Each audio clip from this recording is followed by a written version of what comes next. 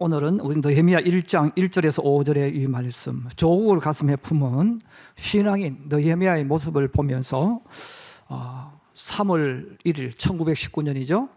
일어났던 이 3.1절과 연결해서 말씀을 함께 나누려고 합니다.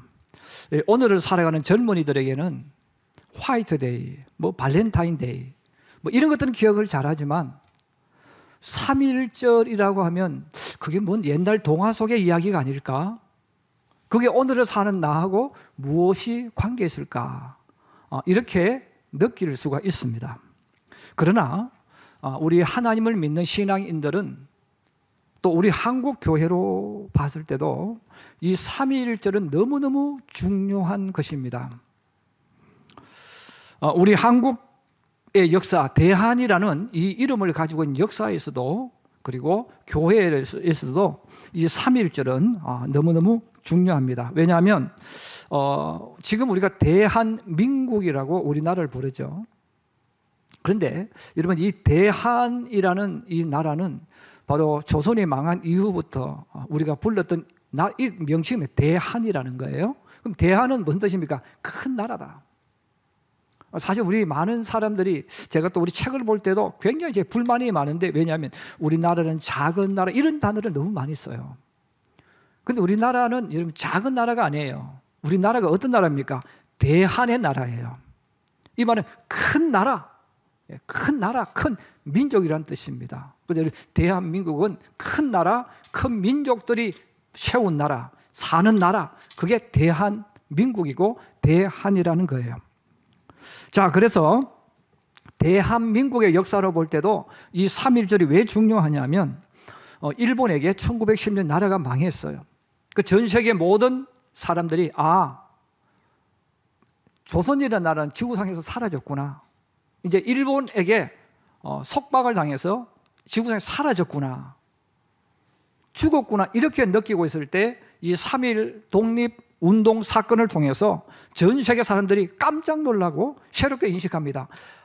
대한이라는 나라는 죽지 않았구나. 거기 살고 있는 사람들이 비록 압박을 받고 있지만 그들은 살아있는 민족이구나.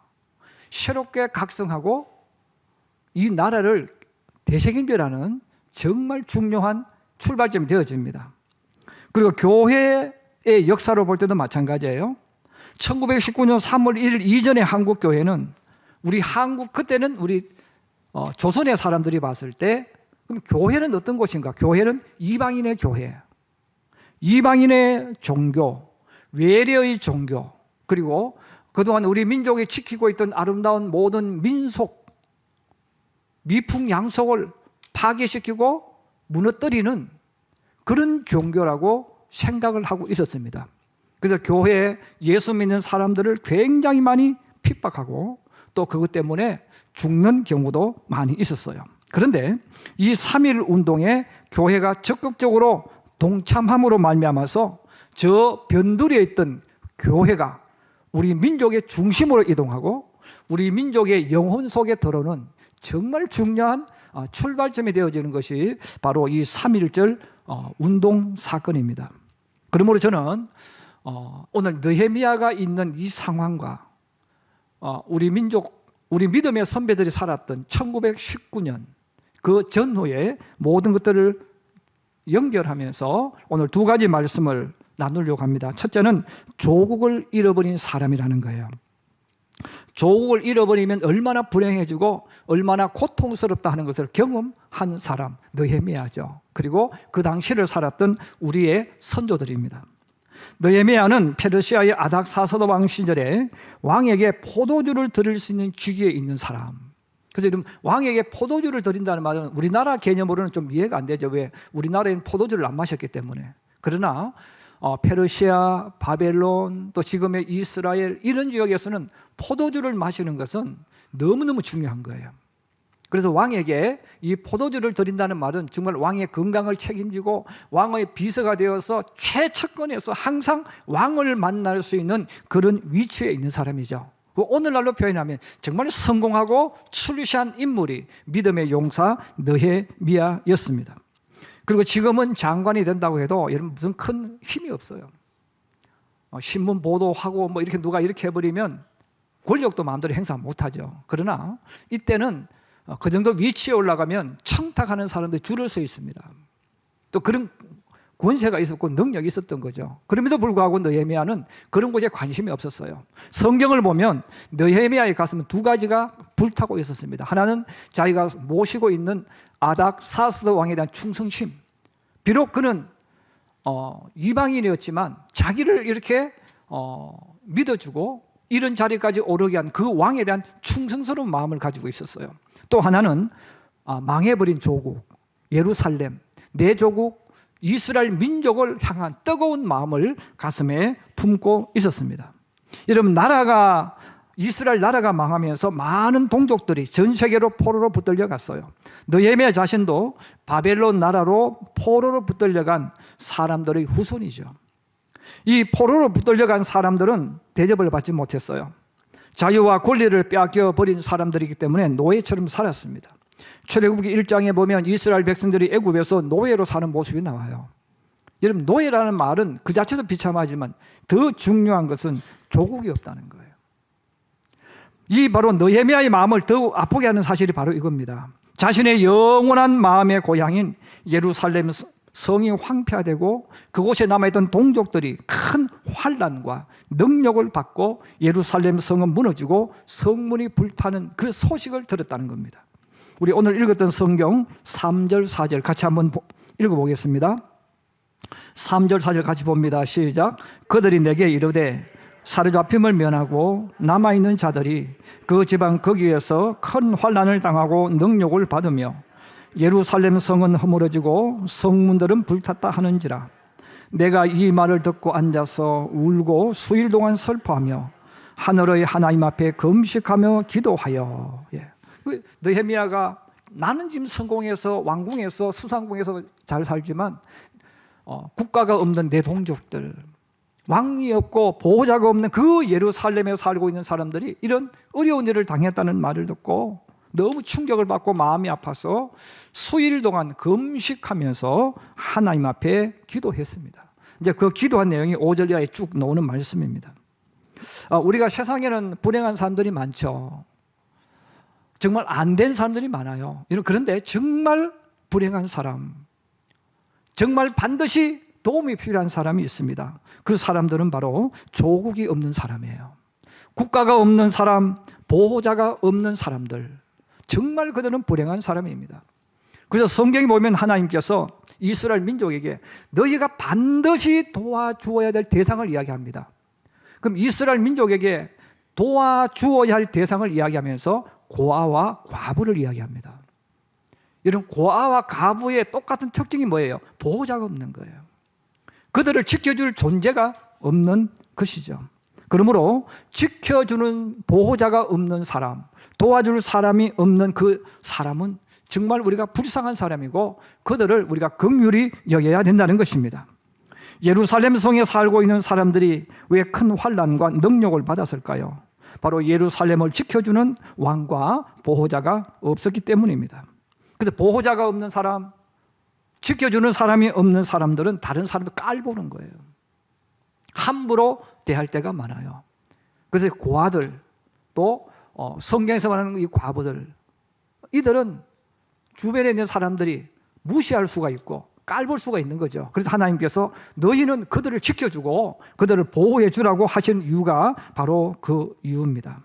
그래서 예레미야가 도와줄 사람도 없는 이 예루살렘과 동족을 생각하니까 먼 페르시아 왕궁에 있는 이 느헤미야는 그게 너무 가슴이 아픈 거예요. 왜? 한 번만 끝나고 마는 게 아니라는 거죠.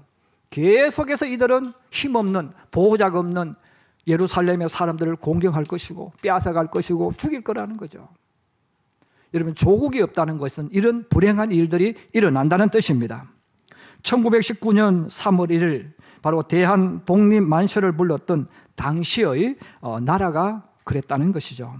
조선이라는 왕조가 1910년 일본에게 합병당함으로 조선 왕조가 무너졌습니다. 망했습니다. 나라가 사라져버린 거예요. 여러분, 나라가 망함으로 일본이라는 나라가 이 땅의 주인이 되었어요. 그들이 이 땅의 주인이 된 것은 이 나라 국민을 위해서가 아니에요. 그들의 욕망과 야망을 위해서 착취하고 빼앗아가기 위해서, 군림하기 위해서 이 나라를 지배하게 된 것입니다. 나라와 조국을 잃어버린 사람들은 자유와 권리, 선택권과 내 모든 것을 박탈당합니다. 전에는 내 집이었어요. 내 이름으로 문서가 있었습니다. 내 땅이 있었습니다. 내 집이 있었습니다. 내 논밭이 있었습니다. 내 사업장이 있었고 내 직업이 있었습니다. 그런데 이제는 모든 게 다 뺏겼어요. 다 일본의 것이 되어진 거죠. 전에는 자유롭게 사용하던 말과 글도 사용할 수 없도록 협박을 받게 되었어요. 여러분, 내 땅을 강제로 빼앗겼고 내 집을 강제로 빼앗겼어요. 내 땅 사고 집을 사기 위해서 내 모든 인생을 올인해서 얻었는데 강제로 다 빼앗긴 거예요. 도와달라고 할 사람이 없어요. 또 도와줄 사람도 없습니다. 억장이 무너지고 한이 맺혀도 방법이 없어요. 왜? 도와줄 대상이 없고 보호해 줄 대상이 없기 때문에 그렇습니다. 사람은 자신이 무엇인가를 가지고 있을 때, 소유하고 있을 때는 소중한 것 모릅니다. 국가도 그렇고 건강도 그렇고 부모 형제도 그렇고 사업장도 직장도 내가 누리고 있는 모든 것들을 가지고 있을 때는 그 소중함을 모르는 거예요. 그럼 언제 합니까? 잃어버렸을 때, 빼앗겨버렸을 때 우리는 그때서 그때 그게 정말 내게 소중한 거였구나, 정말 이것이 반드시 있어야 되는 것이구나 하는 것을 알게 됩니다. 제가 작년 12월 22일 굿모닝 병원에서 건강검진을 받았어요. 그리고 2주가 지난 이후에 검사 결과가 저한테 날아와서 올해 1월 달에 통지표를 받았습니다. 그 통지표를 받았는데 거기에 문제가 발생했어요. 지성구 씨는 고지혈증입니다. 그리고 지성구 씨는 당뇨가 있습니다. 저는 여지껏 건강하다고 생각하고 살아왔어요. 그런데 올 1월 달에 갑자기 저한테 병원에서 의논도 하지 않고 그냥 고지혈증 있다고 통지하고 당뇨가 왔다는 거예요. 그리고 당화혈색소라는 것이 있는데 이게 10.4. 그 일반 사람들은 6.5 이하예요. 6.5 이하는 정상적인 사람들인데 저는 10.4가 왔어요. 경계 수치가 이미 넘어버린 거죠. 그리고 당뇨 수치가 나왔는데 210이 나왔어요. 다시 혈액 검사를 가까운 병원에 가서 했습니다. 근데 거기에 또 했는데 거기엔 더 놀라운 수치가 나왔어요. 지난 3개월치가 나왔는데 당 수치가 평균 250이었다는 거예요. 저는 제가 당이 있는 줄 당뇨인 줄 모르고 작년 9월, 10월, 11월, 11일 가을이잖아요. 가을이면 사과, 귤, 이런 것들, 특히 이제 제 큰 처남이 제주도에 있었기 때문에 제주도에 맛있는 귤들을 많이 보냈어요. 우리 집에 많이 먹는 사람이 없습니다. 그래서 내가 우리 집에 모든 것은 내가 다 처분하리라. 그런 마음을 가지고 이 천연향 같은 이런 것을 가지고요. 하루에도 막 10개씩, 20개씩 막 먹었어요. 얼마나 맛있는지 몰라요. 그 당이 있으면 그걸 먹으면 안 되거든요. 치명적인 거란 말이에요. 그것도 모르고 나는 건강한 줄 알고 하루에도 그냥 10개 이상씩 너무너무 맛있게 맛있는 것, 당 수치가 높은 것들을 막 먹었던 거예요. 그래서 지난 3개월째 평균이 250이가 딱 나버렸어요. 갑자기 제가 환자가 돼버린 거예요. 그래서 제가 그러면 내가 이미 당이 왔는데 먹어야 할 음식, 먹지 말아야 될 음식이 무엇인가 제가 찾아보고 조사를 하기 시작했습니다. 그리고 먹지 말아야 될 음식들이 쭉 메뉴로 나왔습니다. 제가 먹지 말아야 될 음식들의 메뉴 어떤 것이냐면 흰밥, 흰쌀밥을 먹으면 안 됩니다. 제가 누룽지를 정말 좋아하는데 누룽지도 먹으면 안 됩니다. 또 제가 가루떡을 너무 좋아하는데 가루떡도 떡을 먹으면 안 돼요. 밀가루 음식을 못 먹습니다. 튀긴 음식을 못 먹어요. 또 밤에 가끔 먹었던 라면도 이제는 먹으면 안 됩니다.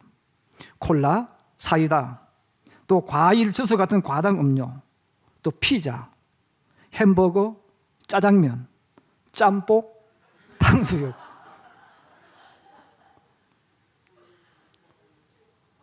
삼겹살. 제가 먹을 게 하나도 없어요. 갑자기 제 마음에 슬픔이 밀려요. 눈물이 나려버려요. 여러분, 지금 제가 불렀던 것은 우리 생활 속에서 만나는 음식들이고 늘 먹었던 음식이고, 그런데 그 많은 음식을 먹으면서 저도 내가 오늘 라면을 먹을 수 있어서 행복하다, 뭐 밥을 먹어서 행복하다, 이런 개념이 별로 없었어요. 왜? 늘 먹었으니까. 근데 그 순간부터는 그래서 앞서서 살았던 분들이 건강을 이야기했구나. 건강을 잃어버리면 아무것도 안 되잖아요. 제가 그것을 하면서 말씀을 준비하면서 그때 깨달은 게 뭐냐면, 저는 하나의 개인적인 이 당뇨라는 것 때문에 이런 음식들을 먹을 수 없는 존재가 되어버려서 내가 마음이 상한데, 그럼 나라를 잃어버린 사람들은 얼마나 고통이 많을까. 저는 그동안 대한민국에 살면서 또 우리 누리며 살아왔잖아요. 여기 있는 여러분들이나 저는요, 우리나라 5,000년 역사에서 가장 축복받은 사람들입니다. 왜냐하면 우리나라 역사상 이렇게 멋있는 나라, 평화로운 나라, 풍족한 시기는 없었어요. 지금 우리가 그런 나라 속에 살다 보니까 당연한 줄 아는 거예요. 그런데 여러분, 나라가 없어버렸다, 내 조국이 없어져 버렸다, 얼마나 슬픕니까? 모든 것들이 다 날아가 버리잖아요. 여러분, 한 사람의 건강도 이렇게 중요한데, 한 사람의 건강보다 더 중요한 것은 공동체의 운명이에요. 국가가 사라졌다는 것, 국가가 없다는 것, 이것은 말로 표현을 못하는 거죠. 지금 러시아가 우크라이나를 침략함으로 전쟁이 일어났잖아요. 여러분, 전쟁이 무서운 거예요. 그런데 전쟁보다 더 무서운 것은 사실 조국을 잃어버리는 겁니다. 전쟁을 해서 사람이 죽어도 조국을 지킬 수 있다면 그래도 괜찮아요. 그런데 조국을 만약 잃어버렸다는 것은, 이것은 더 이상 설명하기 어려운 비참함이 일어나는 겁니다. 그래서 하나님을 믿는 신앙인들은 내 조국을 위해서 기도해야 합니다. 그리고 내 조국을 지키는 것이 내 생명처럼 소중하고 또 중요하다는 것을 알아야 됩니다. 1919년 3.1 운동이 일어났을 그 당시 우리 한국교회는 어린아이처럼 미약했습니다. 예수 믿는 사람들은 너무너무 적었어요.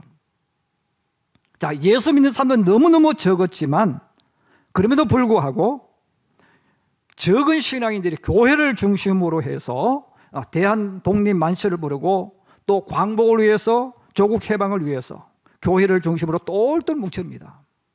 그리고 3.1 운동을 할 때에 연락을 할 때도, 여러분, 그때는 교회가 숫자는 적었지만 여러분, 교회에, 한국 교회에 하나의 생명이 있었어요. 새벽 기도입니다. 그래서 소식을 전할 때 새벽에 성도들에게 소식을 전해주면 그 성도들이 나와서 마을에 소문을 전해주고 또 그런 역할을 했어요. 그리고 여러분, 예수 믿는 사람들은 기본적으로 성경을 통해서 무엇을 가지고 있느냐면 나라에 충성하는 거예요. 조국을 위해 충성하는 거예요. 그래서 많은 신앙인들이 조국의 광복을 위해서 독립운동에 뛰어듭니다. 광복군이 되어집니다. 자, 그러면서 독립운동을 하기 위해서 군대가 만들어지고 흐름하지만 또 군가를 만들게 되어져요. 애국가를 만들게 되어져요. 지금도 나이 80, 90 되신 분들은 우리가 부르는 동해물가 이걸 모릅니다. 바로 천부여지 없어서 이 곡에다가 우리나라의 애국가를 불렀어요. 그래서 나이 드신 분들은 지금 우리가 부르는 애국가를 부르면 못 불러요. 나이 많이 드신 분들은. 그럼 어떻게 부릅니까? 동해물과 백두산이, 이 노래 불러요. 왜? 찬송가 있는 곡인데 이걸 애국가로 바꿔서 불렀거든요. 그래서 이 1910년대부터 3.1 운동이 일어나면서 광복군이 생기고 총을 들고 일본과 싸우기 시작합니다. 그때는 우리나라에 지금 여러분들이 부르는 이런 노래가 없었습니다. 그때는 창을 했죠. 판소리 한 거예요. 여러분, 독립군들이 모여서 흥부가 이렇게 해서 독립운동 할 수 없잖아요. 여러분, 군관은 씩씩해야 돼요. 근데 곡이 없는 거예요. 그래서 교회에서 찬송가를 가지고 있었는데, 여러분, 교회 찬송가는 여러분 불러보시면 알지만 행진곡입니다. 교회 찬송가는 너릿너릿하고 감정 들어가는 게 없어요. 왜냐하면 십자가 군사들은 전쟁하러 가는 사람이에요. 찬송가는 감정을 넣어서 부르는 게 아니에요. 그냥 믿음 고백이기 때문에 대부분이 씩씩하고 그런 거예요. 그래서 우리 교회가 부른 이 찬송가를 그들이 군가로 가사만 바꿔서 부르기 시작합니다. 여러분 돕기 위해서 우리 찬송과 같이 한번 하십시다. 350장.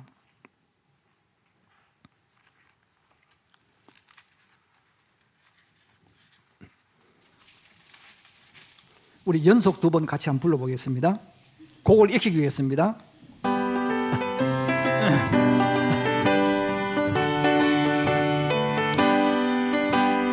우리들이 싸울 것은 혈기 아니요, 우리들이 싸울 것은 육체 아니요, 마귀 권세 맞서 싸워 깨쳐버리고 죽을 영혼 살릴 것이 일세. 한 마음으로 힘써 나가세, 한 마음으로 힘써 싸우세. 악한 마귀 군사들과 힘써 싸워서 성경 곧 다시 한번 하겠습니다. 우리들이 싸울 것은 혈기 아니요, 우리들이 싸울 것은 육체 아니요, 마귀 권세 맞서 싸워 깨쳐버리고 죽을 영혼 살릴 것이 일세. 한 마음으로 힘써 나가세, 한 마음으로 힘써 싸워서 군사들과 힘써 싸워서 성경고를 울리기까지. 이 가사를 그때의 가사를 군가로 바꿉니다. 그래서 우리나라 독립하는 분들이 최초라고 말하기는 좀 그렇지만 그때 불렀던 독립군가, 그 독립군가가 있는데 그 가사를 한번 띄워주시기 바랍니다. 제가 다시 한번 가사를 먼저 다시 한번 읽어드리겠습니다. 신대한, 대한 아까 말씀드린 큰 나라, 새로운 큰 나라가 이제 조선이 망했기 때문에 명칭을 바꾼 거예요. 대한, 새로운 대한이란 뜻입니다. 신대한의 독립군의 100만 용사야, 조국의 부르심을 내가 아느냐. 삼천리 삼천만의 우리 동포들 건질이 너와 나로다. 나가 싸우러 나가, 나가 싸우러 나가. 독립문의 자유종이 울릴 때까지 싸우러 나가세. 이것을 오늘 불렀던 참 350장 이 가사를 바꾸어서 군가로, 우리나라가 독립군가로 부르기 시작한 그 출발이 되어집니다. 그래서 나이 많이 드신 분들은 지금도 이 곡을 불러요. 그런데 문제는 찬송가인지 모르는 거예요.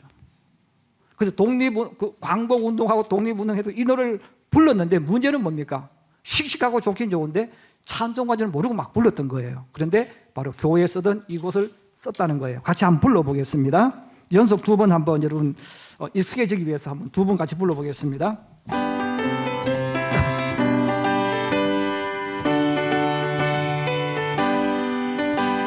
신대한의 독립군의 100만 용사야, 조국의 부르심을 내가 아느냐. 삼천리 삼천만의 우리 동포들 건질이 너와 나로다. 나가 싸우러 나가, 나가 싸우러 나가. 독립문의 자유종이 울릴 때까지 싸우러 나가세. 신대한의 독립군의 100만 용사야, 조국의 부르심을 내가 아느냐. 삼천리 삼천만의 우리 동포들 건질이 너와 나로다. 나가 싸우러 나가, 나가 싸우러 나가. 독립문의 자유종이 울릴 때까지 싸우러 나가세. 바로 이 가사를 가지고 여러분 독립군가가 만들어지고 그들이 바로 전쟁을 하러 나갔던 그런 기록이 나와 있습니다. 여러분, 그래서 이 3.1절과 이 광복은 우리 기독교 역사가 너무너무 중요한 출발점이 되어지는 거예요. 그래서 많은 의식 있는 사람들이, 청년들이 이 나라를 살릴 수 있는 정신, 앞으로 미래의 이 신대한을 이룰 수 있는 것은 기독교다, 예수 믿는 거다. 그래서 많은 지사들이 감옥에서 예수를 믿기 시작하고 변두리로 취급하던 기독교가 우리 민족의 중심으로 들어오게 되는 중요한 출발점이 바로 3.1절 운동과 그리고 광복군 사건입니다. 그렇습니다. 여러분, 기독교는 민족과 함께 걸어가는 종교예요. 그래서 우리 신앙인들도 오늘 우리가 3.1절은 그래서 너무너무 중요한 것이다 하는 것을 기억해 주시기 바랍니다. 두 번째로 이 시대를 살았던 이들 두 번째로 가지고 있는 것이 있습니다. 한번 따라해 주세요. 나는 이스라엘 사람이다. 나는 대한민국 사람이다. 이 정체성입니다. 느헤미야는 페르시아 나라에서 성공하고 출세한 사람이죠. 자, 그럼에도 불구하고 느헤미야는 나는 이스라엘 나라 사람이다. 나는 이스라엘 사람이다. 이 정체성을 끝까지 자부심을 가지고 살았다는 거예요. 여러분, 나는 이스라엘 사람이란 정체성이 뭡니까? 나는 거룩한 백성, 나는 하나님 백성이라는 뜻입니다. 바로 이 정체성이 느헤미야에게 있었기 때문에 자신을 더 높은 차원의 사람으로 끌어올릴 수 있게 만들어 주었습니다. 다니엘도 바벨론과 페르시아에서 총리 대신이 되었지만 그는 언제나 잊지 않았잖아요. 나는 이스라엘 사람, 나는 하나님의 사람. 그래서 그는 하루에 3번씩 예루살렘을 보고 기도했다는 겁니다. 바로 3.1 운동에 동참했던 사람들의 가슴에도 바로 그 정체성에 나는 대한의 사람, 나는 대한의 사람이라는 이 자부심을 가슴에 품었습니다. 그러므로 지금은 일본이 세상의 주인공이 되어 있고 우리 위에 군림하고 있지만 또 우리를 일본 사람 만들려고 회유하고 협박하고 감옥에 가두고 있지만 아무리 그렇게 해도 나는 대한민국 사람, 나는 대한의 사람, 우리는 대한의 사람이라는 이 자부심을, 정체성을 가지고 있었어요. 이것을 가지고 있었기 때문에 여러분 그들이 독립 만세를 할 수가 있었고 광복군이 될 수가 있었습니다. 오늘을 살아가는 신앙인들이 반드시 가지고 있어야 할 자부심과 정체성이 바로 이것입니다. 우리 예수 믿는 사람들도 세상에 태어나서 성공과 출세를 하기 위해서 혹은 사업을 하고 직장을 다니고 때로는 밤을 새며 공부하고 노력하지만 우리 성도들이 반드시 가지고 있어야 될 것이 있습니다. 바로 나는 하나님의 자녀, 나는 하나님의 백성이라는 정체성입니다. 아브라함이 갈대아 우르를 떠나서 가나안에 도착했지만 아브라함은 자신이 하나님의 백성, 하나님의 자녀임을 잊지 않았어요. 바로 하나님의 자녀로서 하나님을 바라보며 인생길을 걸어갔기 때문에 가나안 사람들에게 사랑과 존경을 받고 자기를 지키면서 살아갈 수가 있었습니다. 세상 사람들이 예수 믿는 사람들을 존경하고 신뢰할 때는 바로 하나님의 백성으로 살 때, 하나님 자녀의 모습으로 살아갈 때 사랑하고 존경해 주는 거예요. 그러나 자신들과 똑같은 말과 행동과 생활을 한다면 존경하지 않습니다. 오히려 조롱하겠죠. 믿음으로 사는 길이 때로는 외롭고 힘들 수가 있지만 그래도 나는 하나님의 백성, 나는 하나님의 자녀임을 가슴에 새기고 믿음의 길을 걸어가는 하나님의 사람들이 되기를 주의 이름으로 축복합니다. 힘들 때도 있습니다. 어려울 때도 있습니다. 때로는 내 뜻대로 이루어지지 않을 때도 있습니다. 여러분, 그래도 어떤 상황 속에도 내가 때로는 돈이 없을 수도 있어요. 가난할 수도 있어요. 그럼에도 불구하고 나는 하나님의 백성, 나는 하나님의 자녀임을 여러분 가슴에 꼭 품기를 바랍니다. 예수 믿는 사람은 현재 살고 있는 내 조국을 가슴에 품고 또 내가 가야 할 하나님의 나라를 가슴에 품고 살아가는 사람입니다. 우리 믿음의 선배들이 걸어갔던 그 길을 바라보면서 오늘과 내일을 만들어가는 우리 평택시민교회 성도들이 되기를 주님의 이름으로 축복합니다. 축복합니다.